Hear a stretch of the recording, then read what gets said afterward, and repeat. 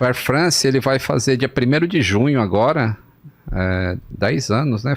Que ano foi? A Air France foi 2009? Quantos anos são? Ele tá em 24? 15 anos? 15 anos. Vai fazer 15 anos já o acidente da Air France. Esse foi outro que chocou também. Esse chocou o mundo. Do mesmo jeito que o Malaysia lá sumiu, esse também ficou um tempo desaparecido, porque o avião ele decola do Rio de Janeiro, ele segue pelo litoral fazendo tudo certo, aí ele passa por Fernando de Noronha, e aí ele precisa reportar uma posição XYZ mais para frente, e aí desaparece. Então o avião não chega na França, ninguém sabe onde que está. Senegal não recebe nada do avião, Fernando de Noronha também não. Só que esse avião já né? A gente está em geração 3 de avião aí. Ele mandou umas informações para o setor de manutenção da Air France de que algumas coisas estavam erradas no avião. Só que essas mensagens não faziam muito sentido pelo volume que elas tinham. E aí já se sabia que o avião não chegou. Nesse momento já não tem mais combustível, então aconteceu um acidente. Caiu. E aí começa-se a busca, né, foi uma busca gigantesca. O Brasil auxiliou bastante nessa busca, porque foram águas internacionais. Mas fizeram uma área... Fizeram uma área de busca baseado... Quando o avião manda a informação para manutenção, ele manda junto a localização dele, que é latitude e longitude.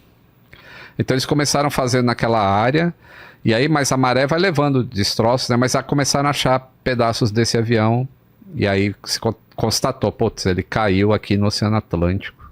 A questão é, por quê? É isso que eu ia perguntar. Por que esse avião caiu? Então, a gente só consegue descobrir várias coisas quando a gente tem as caixas pretas. E as caixas pretas, esse ELT que eu te dei aí de presente, a caixa preta tem um mini LT, que ele fica durante 90 dias. Agora eu não lembro se na época era 90 já, ou se era só 30. Mas ele fica 30 dias mandando pings para o satélite, que é isso aqui. Aqui.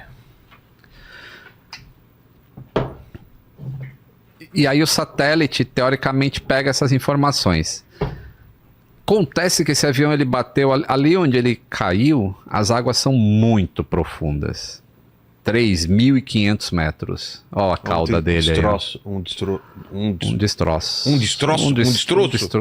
Agora fiquei... Qual que é o singular? Eu também fiquei na dúvida. Eu sempre ouvi destroços, nunca é um destroço. Um destroço, né? Vamos colocar destroço porque tem outro por lá que vocês não estão vendo, são vários. Isso aí tá flutuando, porque essa peça específica... Ela é de material compósito, que é uma espécie de plástico. Então a densidade dela em relação à água fica boiando mesmo, não afunda. Só que era necessário encontrar as caixas pretas. As mensagens que o avião disse que tinha de problemas, você conseguia tentar imaginar o que aconteceu, mas não o porquê que aconteceu. Então era muito importante achar as caixas pretas. Mas antes de encontrar, saiu um relatório falando assim, o avião perdeu o controle e caiu no mar, mas a gente não sabe o que levou lá porque não achou caixa preta. Demorou 2 anos para se encontrar as caixas pretas desse avião. Caramba! No fundo do mar? No fundo do mar. Você é matemático, não é? Trampo. Não sou. Longe disso, inclusive. Faz desenho, né? Imagina, cara, e achar caixa preta pra profundidade, como os caras fazem? Então, aí eles tinham a localização onde o avião bateu. Ela não emite nada, a caixa preta. Ela emite durante 90 dias, mas estava tão fundo que o sinal chegava tão fraco no satélite que não dava para identificar. Esse é um dos problemas que estão mudando. Eles querem mudar o sistema de caixa preta para que seja mais fácil localizar. Que aí não aconteceria o que aconteceu com o Malaysia também. Aí eles chamaram uns cientistas matemáticos que fizeram um tipo de análise estatística de ter uma ideia para onde que esse material foi. É uma, como é que chama? Bayesiana. Um negócio, é maluco, cara. Maluco que os matemáticos fizeram. E, pô, depois de 2 anos, sendo que a França mesmo gastou 60 milhões de dólares procurando essas caixas pretas com robô. E, pô, o avião caiu aqui, então tem que estar aqui. E não encontrava nenhum avião. Por isso que as pessoas falam assim, pô, vão encontrar o Malaysia um dia? Pô, o Air France disse onde estava e demorou 2 anos para encontrar. Imagina um avião que não disse onde está. É bem mais difícil, E é Pacífico, né? lá? Ou é o Índico? Lá é o Índico, né? O sul do Oceano Índico. Aí vieram os matemáticos e falaram, olha, pela disposição dos destroços... Bayesiana. Bayesiana, sei né? lá, escreveram aqui. A galera tá... É isso aí. Aí, eles falaram, tá mais ou menos nessa área aqui. Aí mandaram os robôs lá, aí encontraram o avião, encontraram as caixas pretas.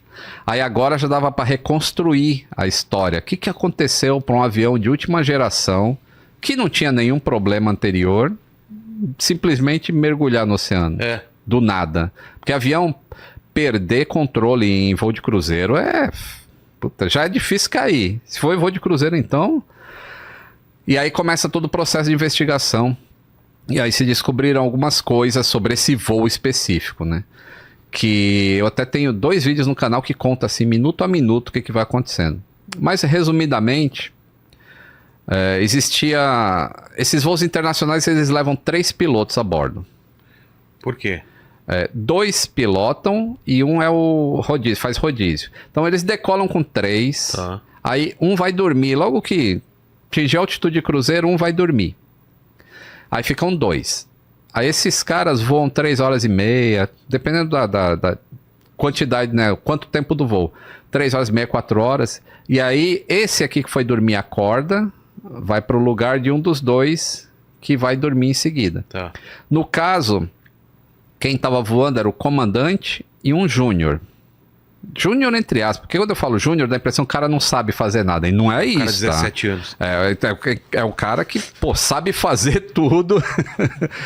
Ei, Júnior, não mexe na nossa alavanca, eu já te falei. Tem que tomar cuidado, não vai fazer corte depois, hein, Lênin? Eu tô falando de júnior aí, ó. Mas é o quê? Um cara... É um cara extremamente treinado que ele pode voar o avião sozinho. Tá. Só que o Júnior ele é mais novo do que os outros em posição hierárquica. Então existia um comandante. Tava mais avançado que ele, não? Isso, era um comandante que tem um montão de hora de voo. Aí tinha o primeiro oficial com um montão de hora de voo. E tinha esse cara que era teoricamente segundo oficial, digamos assim. Aí o primeiro oficial levanta e vem para a cabine para fazer a troca de turno. E aí começam os problemas, assim, de não seguir procedimentos. Porque existe um procedimento muito bem detalhado, assim, como é que você passa serviço de um para o outro. Sei. E os caras meio que ignoraram algumas coisas lá. E o comandante em si, já quando eles estão aproximando da zona de convergência intertropical, que é onde tem tempestades, ali perto do Equador, onde as caravelas de Cabral passavam ou afundava ou ficava sem vento e os caras morriam de fome do mesmo jeito. Então era difícil cruzar o oceano naquela época de caravela. O copiloto, ele tá meio preocupado, que ele fica falando, nossa, a temperatura tá muito alta e a turbulência começa a aumentar. E ele gostaria de subir, só que o avião tá muito pesado ainda. Ele decolou do Rio, tem só 3 horas, então tem combustível pra cacete. O avião não pode subir com tanto peso assim, porque o centro de gravidade não está no local ideal ainda. Então ele está meio preocupado com isso. E o comandante está lendo... Nem se liga com a preocupação do cara lá. Está lendo uma revista. E aí quando chega o cara para trocar, faltava menos de 15 minutos para eles entrarem no bojo mesmo de onde estava a tempestade. E aí ele vai despreocupado, vai dormir. E aí o outro... primeiro oficial assume lá o do lado esquerdo, mas não tem assim, ó, a gente já fez isso, a gente já fez aquilo, não tem uma passagem de serviço. E o cara tá preocupado. E aí eles olham no radar e o primeiro oficial muda alguma coisa no radar da posição que estava para uma outra posição para identificar por onde eles vão fazer o desvio dessa tempestade que está muito forte. E naquela noite, aquela tempestade, ela estava atingindo 65 mil pés, a cabeça da nuvem. Sim. Pô, o avião voa 35. Tava o dobro de altura do que o avião consegue voar. Então nem adiantava tentar ir por cima. Então você tinha que fazer o desvio, ou pela direita ou pela esquerda, o que fosse o que o radar te mostrasse melhor. E eles optam por fazer o desvio por um lado específico que não era o melhor lado. Parem aí. Tá, paramos aqui, damos um freeze aqui. Tubo de pitot no avião é um negócio que mede a velocidade do avião em relação ao ar. Porque não adianta você saber qual é a tua velocidade em relação à terra. Porque o avião não voa na terra, ele voa no ar. Então você precisa saber a sua velocidade no ar. Por que isso é importante? Digamos que esse avião aqui, que é o meu celular, ele consegue voar... Tá aparecendo aí? Não sei, o cara tá... Coloca aqui assim. Aqui, ó. Não, mas... pode pegar isso, aqui, pega aberto. Isso. Pega aberto, sim. Digamos que esse avião aqui, que é o meu celular, ele voa a 100 km por hora. Sei. Beleza? Então, se tiver um vento de 100 km por hora no nariz dele e ele voa a 100 km por hora, então ele tá 0 em relação ao chão. Concorda? Ele tá voando, só que 100 de vento com 100 no nariz, 0. É 100 menos 100. Então ele tá com 0 em relação ao chão. Então, por isso é importante saber a velocidade no tubo de pitot, é pressão aerodinâmica. Porque em relação ao chão, você está voando seguro, mas você pode estar a 20. Se é um vento de 90, aí ele voa com 100. Então, ele pode estar a 10 por hora em relação ao chão, mas ele está 100 por hora em relação ao vento. Sim. E isso é o que importa. Então, os tubos de pitot, neste avião específico, neste modelo de avião, naquela época, tinha sido descoberto um problema pela fábrica. O aquecimento dele não era suficiente em determinadas condições meteorológicas. Ele esquentava, funcionava, só que se uma determinada temperatura fosse atingida, ele não conseguia derreter o gelo. O gelo, na hora que batia nele, virava imediatamente cristal de gelo. Se atingissem determinadas temperaturas, que é chamado de supercooled water. É tipo, a água está em formato líquido ainda dentro da nuvem, mas ela está tão gelada que qualquer coisa que encoste nela, ela imediatamente vira gelo. Entendi. Já viu uns vídeos na internet assim que a garrafa... Ou quando você vai pegar aquela cerveja geladinha, ela tá líquida. Você põe a mão... Congela. Congela na hora. Então, essa temperatura, se fosse atingida, virava cristal de gelo na hora. E isso dava indicações erradas para o computador do avião da velocidade do avião. Então, vamos voltar para nossa cabine agora. Os caras desviam e eles entram numa zona daquela tempestade que estava com temperatura baixíssima. E dá para ouvir na caixa de gravação de vozes o gelo começando a se formar no para-brisa, o barulho e alta turbulência. O cristal de gelo se forma nos 3 tubos de pitot ao mesmo tempo. Ele tem 3, que é tripla redundância, e são totalmente independentes. Sim. Na hora que acontece isso, o computador, que é quem voa o avião, ele perde a informação válida de qual a velocidade que eu estou voando. E aí o computador fala, ô ser humano, controla aí, porque agora eu não sei mais de nada. Vem um sinal então para os caras. Vem, acende um monte de alerta. O avião... Esse avião tem determinadas leis de voo. Então tem a lei normal, a lei alternada e a lei direta. Que são ordens de, tipo, na lei normal, se o piloto quiser fazer coisa errada, o avião não deixa. Tá. Na lei alternada, se ele quiser fazer coisa errada, o avião não deixa, só umas coisinhas que ele deixa fazer. Na direta, o que ele comandar, o avião vai fazer. Entendi. Porque não tem mais a proteção. E não tem informações suficientes para ele tomar uma decisão. Isso. Então, a proteção que o computador faz deixa de existir. Entendi. Só que os pilotos nunca voam sem proteção. Tá sempre funcionando aquilo. Então, na hora que começou a... Não tem outra forma de saber a velocidade do vento também. Dá para... Hoje em dia dá. Dá. Porque depois que aconteceu isso, você começa a... E se a gente... Tá. Na verdade, você consegue fazer uma... Por semelhança, você consegue usar ground speed, a velocidade em relação ao solo. Mas precisa de alguns outros fatores. Pra você ter uma ideia de como o avião está voando, mas não é certeiro. Mas já existia procedimento, assim, se você perde toda a sua informação de velocidade... Dos tubos? De velocidade do avião. Assim, o avião não sabe que velocidade, você não consegue mais confiar em nada. Então existe um negócio que chama pitch and power. Ou seja, você coloca o nariz do avião em determinado ângulo e mantém a potência que você estava fazendo nos motores sem mexer. Tá. E aí o avião vai permanecer voando naquela velocidade. Então o computador cai fora.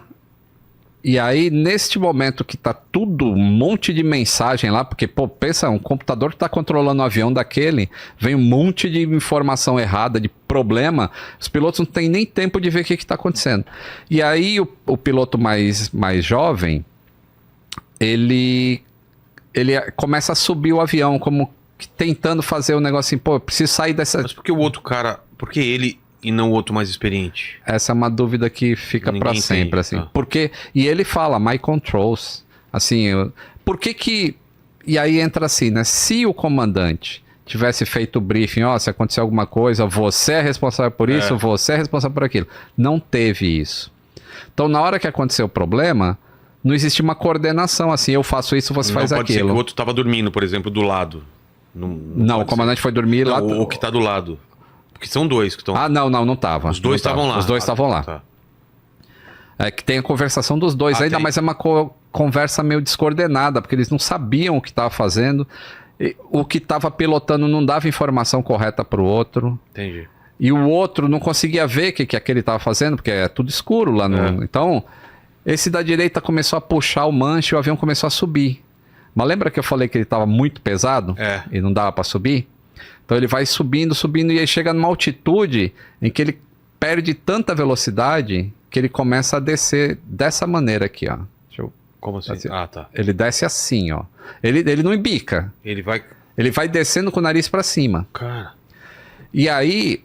Vai perdendo altitude... Vai perdendo, isso é perda de sustentação. Sei. E aí começa a tocar um alarme. Stall, ou seja, tá perdendo sustentação. Só que os pilotos nunca ouviram esse alerta, porque esse avião foi feito para nunca entrar em condição de perder sustentação.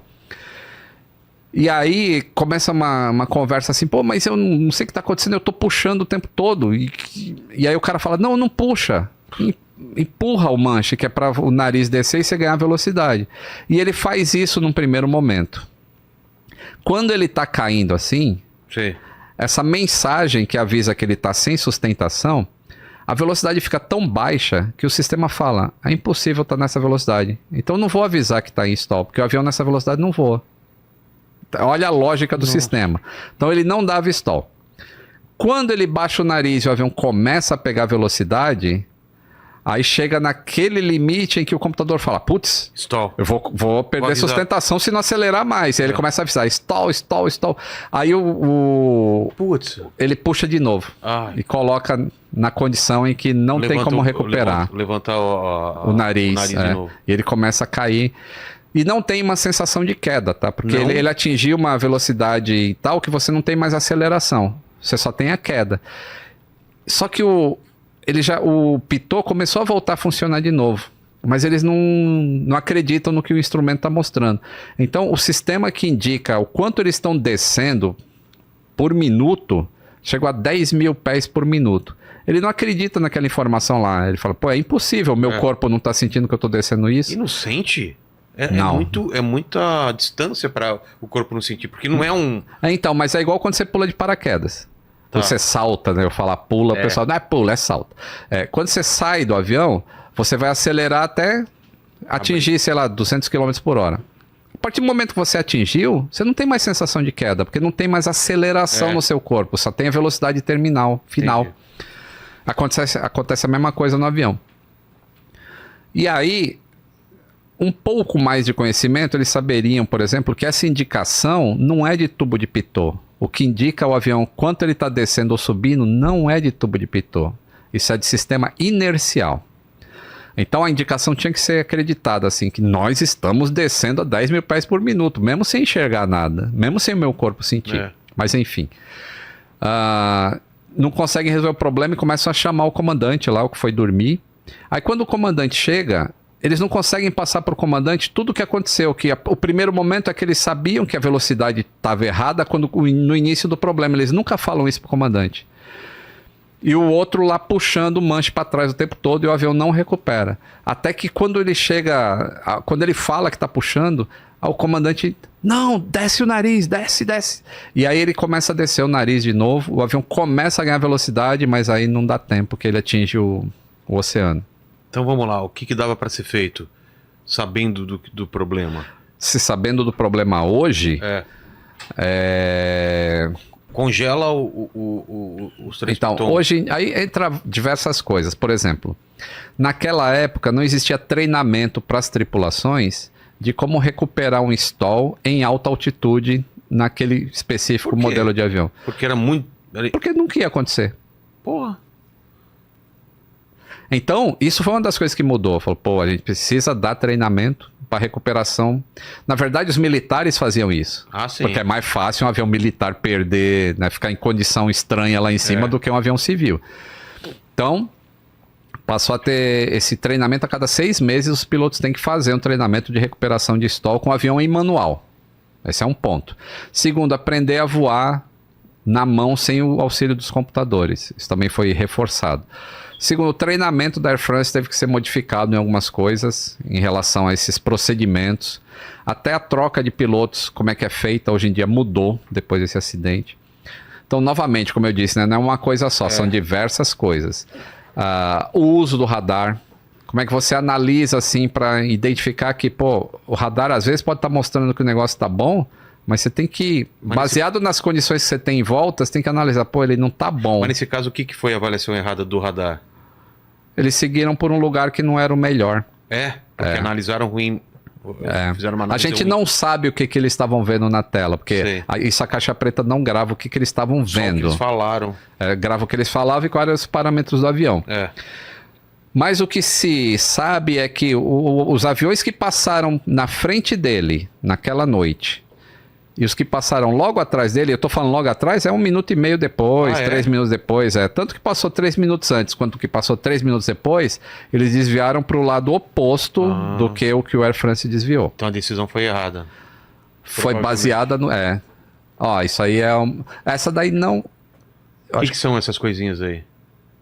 Isso aí, cara, tá muito fechado. Eu não sei se é tubo de pitot, porque tem o... Ele tá parecendo que é uma vane, isso aí. É indicador de ângulo de ataque. O nome do... eu coloquei como tubos de pitot, aí apareceu essa imagem. Então, esse aí pode ser o modelo novo, mas tem o modelo era diferente na época, tá? Isso eu não sei se é uma vane mesmo ou se agora vem. Eu não sei nem que avião é esse. Tá. Vê se acha outras fotos aí, né? Cara, dá pra falar. Mas esse é incrível então, né?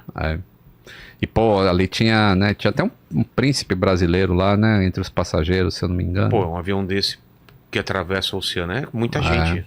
E eu tenho um compadre, que inclusive ele é um mecânico de avião. Aliás, olha que curioso. Um dos caras mais ricos que eu conheço, ele não é piloto, ele é mecânico de avião. É mesmo? Que é esse cara. Ele tem uma oficina que faz reparos em turbinas de jatos executivos. Ele é o maior das Américas. Assim, ele já tem oficinas em diversos lugares do mundo, que é o Davidson. Um super mecânico de aeronaves. E aí que mostra, né, quando eu falo, pô, o mecânico pode chegar em qualquer lugar. Tá difícil achar, Elaine? Tá. É que é muito pequenininho, né? Eu tô tentando achar uma imagem grande que dele. Mostra. E ele ia pegar esse voo, cara. Ele tava indo para Paris. Nesse voo. E aí acontece alguma coisa que ele não consegue embarcar naquele dia. E aí ele vai no dia seguinte. No mesmo voo. Meu Deus. Não achou? Tubo de pitot? E quanto tempo depois resolveram aí? Então, demorou 2 anos para se saber disso. Porque tinham que achar... Tinha que achar a caixa preta. Aí quando acharam, aí o relatório foi anexado, né, as novas descobertas, e aí entrou diversos procedimentos, cara. E aí entra, né, recentemente teve um caso na justiça, né, dos familiares, né, das vítimas, que eles entraram com processo contra a Air France, contra a Airbus, e teve um julgamento recentemente que eles perderam. E as pessoas ficam falando, pô, mas tá na cara que houve negligência. né, por que eles perderam a ação? É isso daí? É isso daí, ó. Tá. Que aí mostra como formaria Isso que congelou? o gelo, os cristais de gelo. Tem alguma E coisa aí que melhorou tem- pra isso não acontecer também? Tem, então, como eles já tinham identificado esse tipo de coisa, os tubos de pitôs, eles já estavam sendo substituídos. O fabricante desse tubo já tinha feito um novo modelo que não era suscetível a isso. E quer saber que esse avião, quando ele chegasse na França, ele ia trocar e Ia ser colocar os novos. substituído? Cara, olha que... Não é coisa de Deus É isso. Às vezes eu muito- fico pensando assim, que falo, pô, não é possível, cara. Cara, tudo... Não tinha salvação, parece, né? Tudo deu errado. E era voo do... Da Air France, era um Então, voo de quantas horas um voo desse? Rio-Paris deve ser umas 11 horas. Por aí. 10 horas e meia, 11 horas. Tá. Que esse entra naquelas estatísticas bem pequena mesmo, que é acidentes que acontecem durante a fase de voo de cruzeiro. Isso é muito difícil, Porque cara. a maior parte é decolagem ou aterrissagem. E aí você vê, ó, enquanto não se resolvia essa questão de tubo de pitô, o avião foi obrigado a voar com 2 tubos diferentes. Um fabricado pela Thales, que era esse modelo, e o outro pela Goodyear, a Goodrich. Porque é uma maneira de você não ter problemas iguais em sistemas diferentes. Porque tem que manter a redundância. A aviação leva isso muito a sério, cara. Então esse aí foi outro desastre. Esse marcou muito também. Muita gente hoje tem medo de voar por causa desse acidente. Acidente.